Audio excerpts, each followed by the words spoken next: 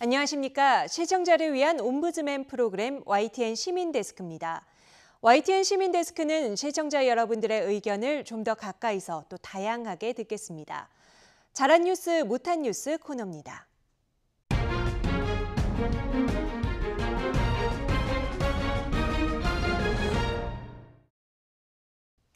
강혜원 시청자평가원과 송태엽 YTN 해설위원 나와 있습니다. 안녕하세요. 안녕하세요. 네, 이번 주 YTN 보도 중에서 유류세 인하와 관련된 보도를 잘한 보도로 또 웹하드 업체 대표 갑질 논란을 못한 보도로 뽑으셨는데요. 자세한 의견 전해주시죠. 네, 이번 주에는 유류세 인하와 관련된 보도가 돋보였습니다. YTN은 정부가 지난 11월 6일부터 6개월간 유류세를 15% 인하하게 되면서 소비자의 삶에 미칠 영향력을 꼼꼼하게 짚었습니다. 지난 5일에 보도된 리포트에서는 유류세 인하 소식을 전하면서 10년 전에 뉴스를 자료화면으로 활용한 점이 인상 깊었는데요. 과거 세금이 내렸음에도 불구하고 그만큼 소비자가 직접 구매하는 기름값이 내리지 않았던 사례를 소개한 것입니다.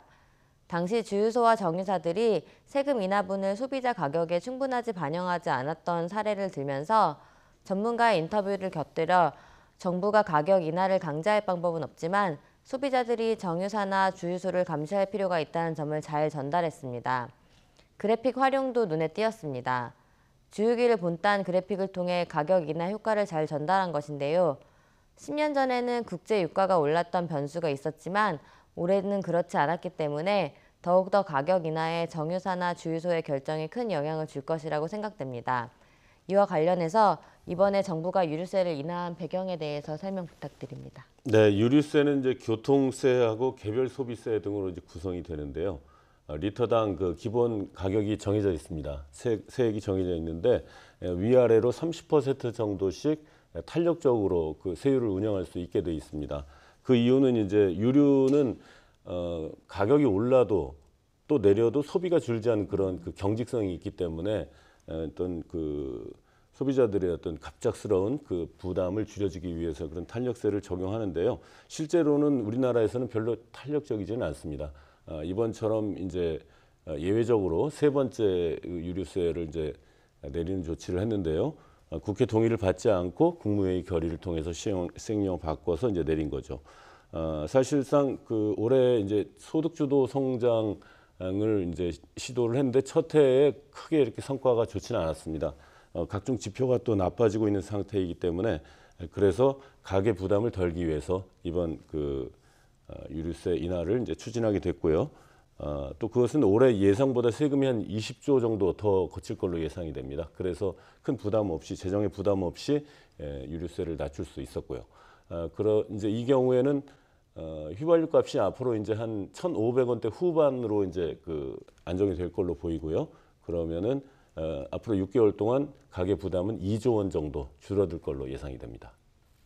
유류세 관련 보도에서 직영주유소와 자영주유소의 인하 속도가 다를 것이라는 점도 짚어주었는데요. 보도 이후 직영주유소에 차량이 몰리고 전국 주유소의 가격을 알리는 웹사이트에 접속이 폭주해서 사이트가 다운되었다는 소식도 전해졌습니다. 이와 관련해서 지난 한 주간 실제로 기름값이 얼마나 내렸는지 궁금합니다. 네, 그 정유사 직영주유소들은 첫날부터 내렸고요. 하지만은 직영보다는 이제 자영 비율이 훨씬 높습니다. 87% 정도 되는데요. 아직은 이제 인하분이 충분히 반영이 안 돼 있습니다. 재고를 일단 소진한 이후에 공급된 그런 유류 가격부터 낮추기 때문에 한 1, 2조 정도 걸릴 걸로 보는데요. 국제 유가가 현 상태를 유지하거나 인하되면은 인하 효과를 이제 많이 느낄 수 있게 될 겁니다.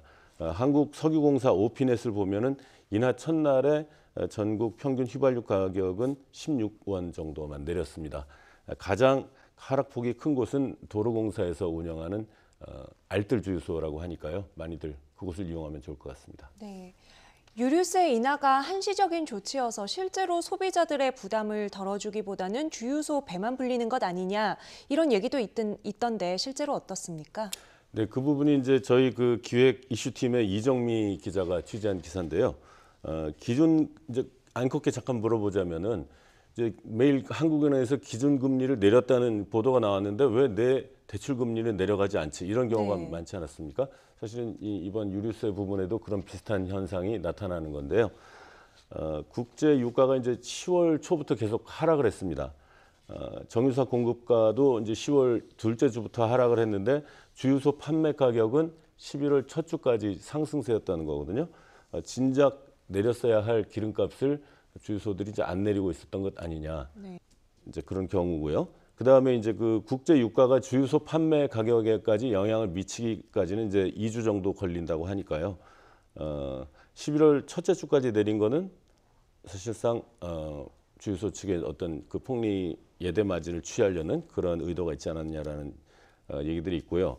유류세 인하에 따른 가격 인하에 대비해서 이제 사전에 내려야 될 기름값을 안 내리고 있다가 실제로 또 유류세가 내렸는데도 조금 더 늦춰가지고 이제 그 기름값을 내리는 그런 방식으로 하면은 이득이 좀 많아질 수 있겠죠. 실제로 이제 1리터에 70원 정도까지 그 주유소의 유통 마진이 보통 있었는데 유류세 인하 직전에 유통 마진이 100원까지 올라갔다고 합니다. 주유소마다 사정들은 있겠지만 유류세 인하분이 이제 반영되면은 휘발유 가격이 상당 부분 이제 더 내려갈 수 있기 때문에 소비자들이 꼼꼼히 비교하고 주유소를 선택하면 좋을 것 같습니다. 네, 잘 들었습니다. 그리고 웹하드 업체 대표 갑질 논란을 아쉬운 뉴스로 꼽으셨어요. 자세한 의견 있으시면 전해주시죠. 네, 이번 주에 아쉬웠던 보도로는 일명 양진호 사건으로 불리는 웹하드 업체 대표 갑질 논란을 뽑았습니다. 위디스크 등을 운영하는 양진호 회장이 직원을 폭행하는 동영상이 공개되면서 사내 갑질 논란이 파문을 일으켰습니다. 몇 년 전부터 국내에는 일반인들의 사생활을 불법 촬영한 영상물을 공유하는 웹하드 업체들에 대한 논란이 계속되고 있었습니다. 하지만 경찰이 미온적으로 대응하고 있다는 지적도 계속해서 이루어졌는데요. 해당 소식을 다루는 리포트들은 사내 고발 사안을 잘 다루고 있지만 앞으로 불법 촬영물 공유로 수익을 올리는 업체들에 대해서도 후속 보도가 꾸준히 이어졌으면 하는 마음으로 이번 주에 아쉬운 뉴스로 뽑게 되었습니다. 지난 7일에 양진호 회장이 긴급 체포되었는데요.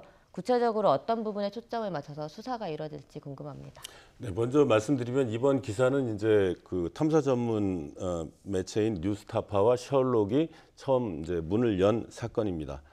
엽기적인 그런 영상으로 충격을 줬는데요. 양진호 씨가 지난 7일 낮에 체포가 됐습니다. 그 후로 이제 수사가 진행되고 있는데 먼저 이제 직원 폭행이나 이런 부분들이 이제 많이 이 시청자들이 이제 기억을 하시겠지만은 실제로 중요한 부분은 웹하드를 이용한 성음란물 유통이라든지 이런 그 디지털 성폭력에 관한 이런 카르텔을 파헤치는 게 이제 핵심 수사 내용인데요. 양 씨는 현재 이제 앞부분의 내용들은 대부분 시인을 하고 있지만 후자의 정말 중요한 그 범죄 사실들은 인정을 하지 않고 있는 상태입니다. 네, 위디스크 사태가 수면 위로 떠오르면서 불법 촬영물로 수익을 올리던 웹하드 카르텔에 대해서 심도 있는 조사가 필요하다는 전문가 의견 등이 후속 보도에서 전해졌습니다. 이 부분에 대해서 현재까지 전문가들이 지적한 문제점들이 어떤 것들이 있는지 궁금합니다. 네, 그 디지털 성범죄 카르텔이라고 제가 아까 표현을 해드렸는데요. 그 상황을 조금 말씀드리면은 국내 웹하드 서비스는 지난 2012년에 한미 FTA가 이제 발효가 되면서 등록제로 변했습니다. 그래서 저작권 위반 컨텐츠를 걸러내야 되고 스스로 그리고 만약에 제대로 걸러내지 못하면 폐쇄가 됩니다. 이때부터 특별히 저작권이 없고 그리고 돈벌이가 되는 그런 훔쳐보기 동영상이 대거 유통하기 시작했습니다. 이와 함께 또 몰카 범죄도 급증하기 시작합니다. 급기야는 소위 그 리벤지 포르노라고 부르는 이 용어는 이제 디지털 성범죄물이라고 이제 하는 게 더 낫겠는데요. 불법 영상들이 이제 마구 유통되기 시작을 했고요. 양 씨가 운영하는 그런 웹하드 업체가 바로 그 온상으로 지목을 받고 있습니다. 또 양 씨는 디지털 장애 업체라고 하는 그런 좀 수치스러운 동영상을 지워주는 그런 업체의 지분도 가지고 영향력을 행사하면서 이렇게 돌고 도는 그런 카르텔을 형성한 걸로 이렇게 이제 알려지고 있습니다.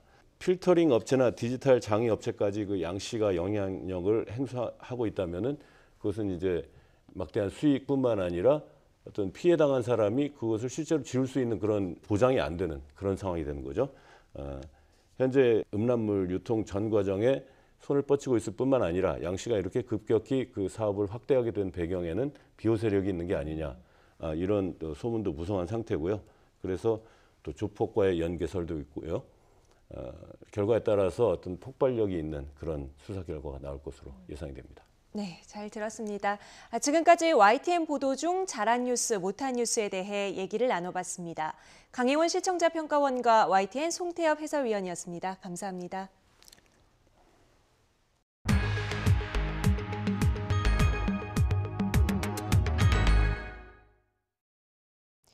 YTN은 뉴스가 만들어지는 현장이 궁금하거나 방송 체험을 하고 싶은 분들을 위해 다양한 견학 코스를 마련해 운영하고 있습니다. 생방송부터 앵커 체험까지 YTN을 찾은 사람들의 모습을 인사이드 YTN에서 전해드립니다.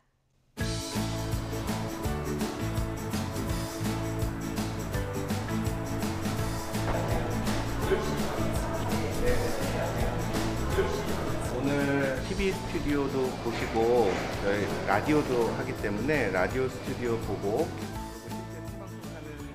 안녕하세요. 저는 커뮤니케이션 팀에 근무하고 있는 이한빈이라고 합니다. 못하는 지역, 물론 커버하지 못하는 지역을 YTN이 국제부에서도 커버를 하지만 이 취재에서 보도까지 어떤 식으로 YTN에서 뉴스를 생산하는지를 말씀드리는 과정에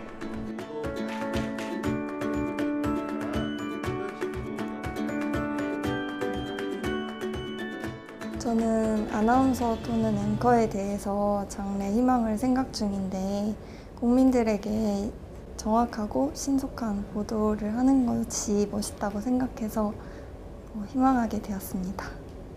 상품의 가장 미래 사업은 제일 먼저 속도를 전했습니다. 하루에 적게는 5명에서 많게는 20명 한 타임에 그렇게 총 2회에 걸쳐서 견학을 운영하고 있습니다. 주로 중학생 이상 학생들이 많고요. 대학생들도 요즘 많이 찾아주시는 것 같습니다.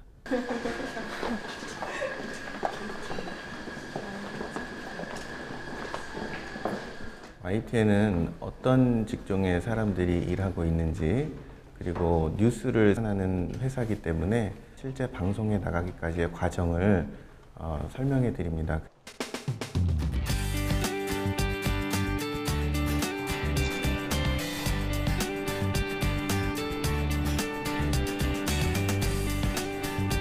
실제 생방송이 이루어지는 스튜디오 공간에 들어가셔서 앵커 체험, 라디오 스튜디오도 보실 수 있습니다. 날씨는 일요일 날씨는 밝았다가 점차 흐려지겠습니다.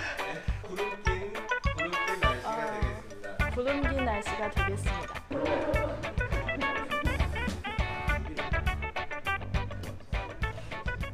앵커 일은 어쨌든 짧은 시간에 그 정해진 뉴스에 대해서 얘기를 계속 해야 하는 게 중요해요. 면접 볼 때도 어떤 질문이 들어왔을 때 그거에 대해서 좀 얘기할 때 충분히 도움이 되고 하나, 둘, 셋.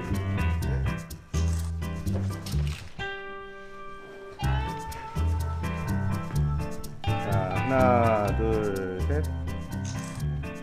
홈페이지에 견학 신청하는 란이 있습니다. 그걸 통해서 언제 어느 시간에 오실지를 선택하실 수 있고 견학은 오전 1회, 오후 1회, 하루에 2회에 걸쳐서 진행을 하고 있고요. 한 번 견학할 때 한 40분에서 50분 정도 이렇게 소요되고 있습니다. 성공적인 사례로 기억까지 되잖아요. 그죠? 가디언하고 그런 사례가 그래서 나오는 거예요. 협업이 안 되면 오는 길 내내 되게 많이 설레었었는데 그 설렘이 모두 충족되는 시간이었던 것 같고 되게 의미 있는 시간을 남겨주어서 되게 감사드립니다. 오늘 와주셔서 감사하고 우리 YTN에 대해서 좋은 추억을 가지고 돌아갈 수 있길 바랍니다. 감사합니다.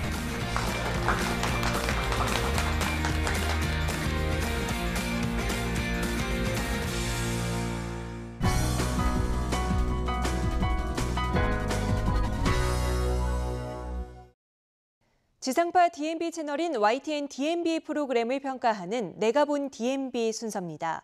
이번 주에는 구석구석 코리아 양양편과 뉴스앤이슈 자전거 헬멧 착용에 대한 최연주 평가원의 의견을 들어보겠습니다. 시청자 여러분 안녕하세요. YTN DMB 시청자 평가원 최현주입니다. 이번 가을은 유난히 짧게 느껴집니다. 때이른 반짝 추위가 찾아오기도 했고 미세먼지로 인해 가을 날씨를 만끽할 날이 많지 않았기 때문입니다. 이번 가을이 다 지나가 버리기 전에 가을 정취를 느낄 수 있는 여행을 계획해 보시는 것을 추천해 드립니다.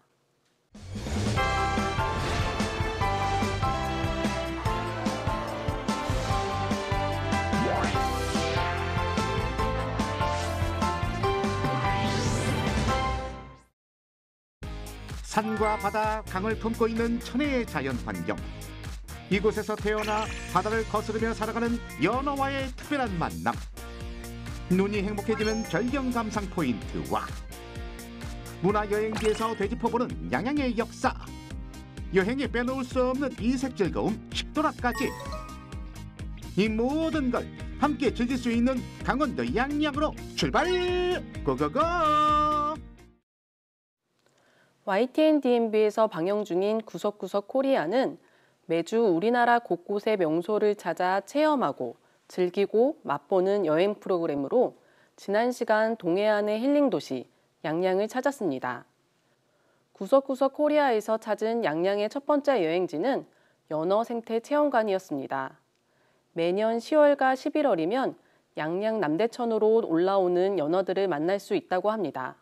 이뿐만 아니라 남대천에서 태어난 연어가 전 세계의 바다 여행을 거쳐 어떻게 다시 남대천으로 돌아오는지도 살펴볼 수 있어 아이들의 학습의 장으로도 좋을 것 같다는 생각이 들었습니다. 양양에서 연어를 만나는 또 다른 방법으로 양양 연어 축제도 있다고 합니다. 매년 10월 양양 남대천 일대에서 열리는 연어 축제는 관광객들이 많은 관심을 두는 현장인데 이번 편에서 자료화면을 통해서만 짧게 만나볼 수 있어 아쉬움이 남았습니다. 다음 여행지는 관동 3대 명산 중 하나로 꼽히는 오봉산에 위치한 낙산사를 찾았습니다. 낙산사는 바닷가에 자리하고 있어 수려한 경관을 자랑할 뿐 아니라 소원을 이루어준다는 어마어마한 크기의 해수 관음상이 자리하고 있었습니다. 낙산사에서 내려다보는 동해의 풍경이 더없이 멋져 보였습니다. 낙산사의 또 다른 감상 포인트. 한눈에 내려다 보이는 낙산 해수욕장의 시원한 풍경까지 가슴에 가득 담아 봅니다. 하지만 다양한 카메라 기법을 통해 낙산사와 동해의 모습을 더 광활하게 담아냈더라면 시청자들에게 더 풍부한 재미를 전할 수 있을 것 같다는 생각이 들었습니다. 아주 최고였습니다. 내년 여름에는 서핑을 즐길 수 있는 해변 등 양양의 색다른 매력으로도 만날 수 있기를 기대합니다.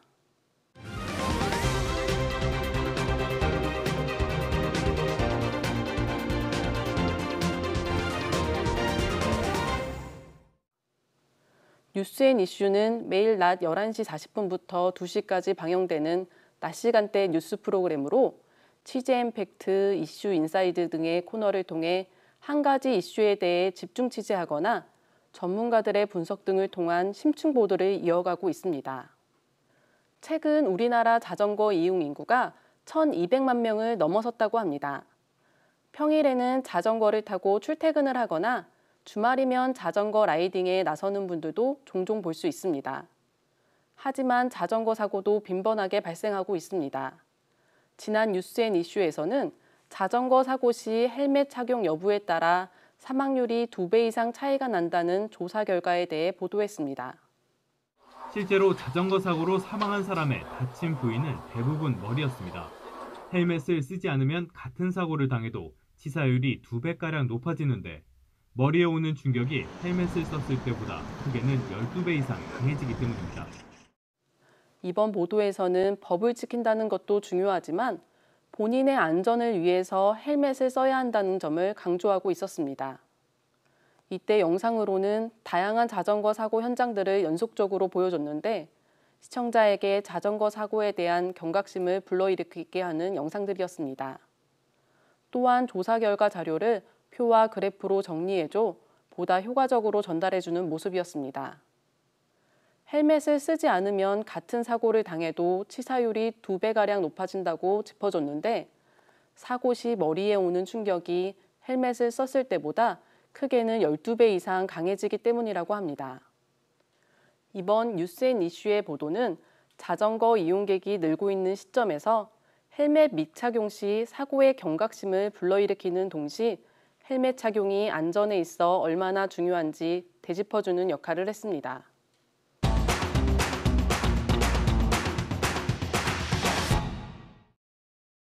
다음은 시청자 여러분이 보내주신 많은 제보 가운데 화제를 모은 영상을 소개해드리는 코너입니다. 핫 제보 영상, 이번 시간에는 점심 한 끼를 위해 물고기와 사투를 벌이는 외가리의 모습을 제보해 주셨는데요. 외가리는 점심을 맛있게 잘 먹었는지 궁금합니다. 함께 보시죠. 어머님하고 운동 중이었는데요. 다리 밑에 외가리 한 마리가 앉아있는 모습이 너무 멋있더라고요. 그래서 한 칸 담아볼까 해서 조심스럽게 다가갔는데 마침 물고기 사냥 중이더라고요.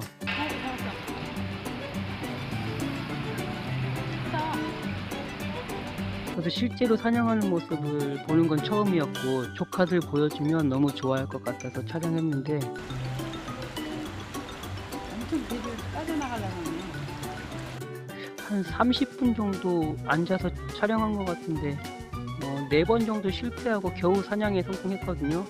한 마리 사냥해서 허기 채우는 게 참 쉬운 게 아니더라고요. 놓쳤어. 몇번 놓치네. 놓쳤다. 힘들게 촬영한 만큼 많은 아이들과 함께 봤으면 하는 마음에 제보하게 됐습니다.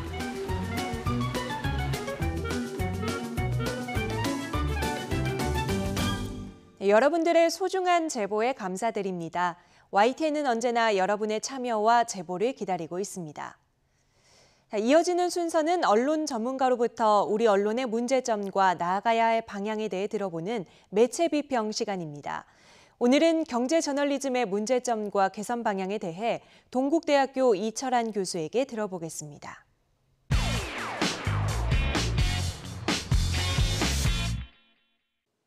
현재 미국과 중국의 무역 긴장 상황이 지속되고 있습니다.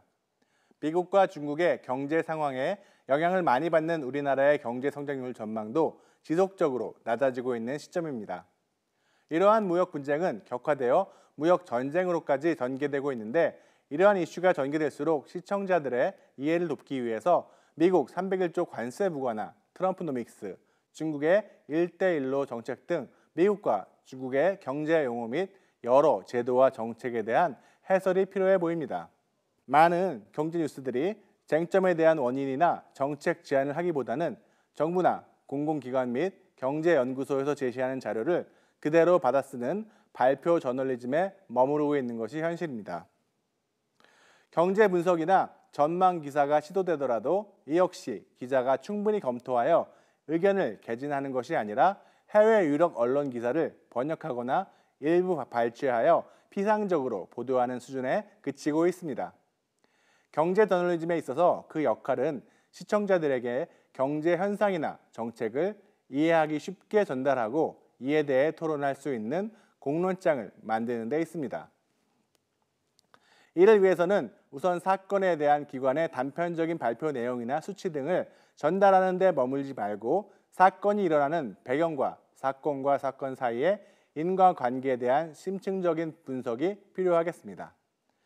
이를 위해서 경제뉴스는 경제 현실이나 시장 정서, 각종 지표를 평가하고 해석해서 시청자들에게 전달하고 특히 정부 정책에 대해서 평가를 내리고 정부 정책이 경제에 미치는 영향력을 올바르게 시청자들에게 전달하는 기능을 수행해야 하겠습니다. 경제뉴스의 또 다른 중요한 기능은 정책 제안입니다. 현재 우리나라의 경제 관련 각종 지표가 나빠지고 있고 성장률이 저하되고 있는 현 경제 상황에 따라 금리 정책 등 다양한 정부 정책에 대해서 정책 제안을 언론이 할 수 있어야 합니다. 시청자들의 삶에 도움이 될 수 있는 경제 방안을 고민하여 정부에 제시하는 것 역시 경제 저널리즘의 중요한 기능 중 하나입니다. 그런데 갈수록 복잡해지고 어려워지는 경제 현상을 심층 보도하는 전문가 기자의 수가 많지 않은 것이 현실입니다. 일반 기업의 동정을 다루는 산업 뉴스 분야에 비해서 기사 작성 난이도가 높기 때문에 경제 전문 기자의 양성에 언론사가 소홀히 해서는 안 될 것입니다. 또한 2분 이상의 경제 심층 보도가 더 빈번하게 이루어지기를 기대합니다. YTN에서도 경제 기사가 다수 보도되고 있습니다. 일부 기사는 발표 저널리즘으로 볼 수 있는 내용이 있었습니다. 하지만 중장기 전망까지 어두움, 그래도 금리 인상과 같은 정책 제안을 하는 보도나 후퇴한 중스모그 정책, 올겨울 한반도 직격과 같이 우리에게 영향을 주는 현상에 대한 심층 분석 기사가 더 많이 있기를 기대합니다. 경제기사의 이상적 역할은 시청자들에게 직접적인 대응에 도움이 되는 중요한 역할과 정부의 정책 입안의 재현을 하는 것입니다. 다른 분야에 비해서 경제기사는 시청자들의 자의적인 해석의 영역이 제한되어 있고 기사 제공자의 견해를 받아들이기 쉬운 분야입니다. 따라서 언론사의 공정하고도 심층적인 분석 기사가 매우 중요한 역할을 수행합니다. 기존의 정부 출입처 중심의 취재 관행에서는 정보의 범위가 축소되고 경제 문제에 연결된 맥락이 아닌 단편적인 사실에만 집중하게 되어 전체 현상을 이해하기가 더 어렵게 되는 문제점이 있습니다.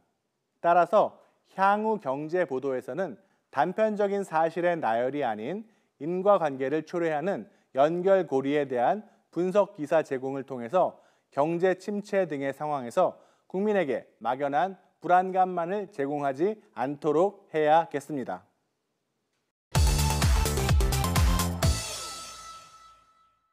YTN 시민데스크는 시청자 여러분의 다양한 의견을 귀담아 듣겠습니다. YTN 홈페이지 시청자 의견에 글을 남겨주시면 더 정확하고 공정한 방송을 만들기 위해 반영하겠습니다. 이번 주 순서는 여기서 마치겠습니다. 고맙습니다.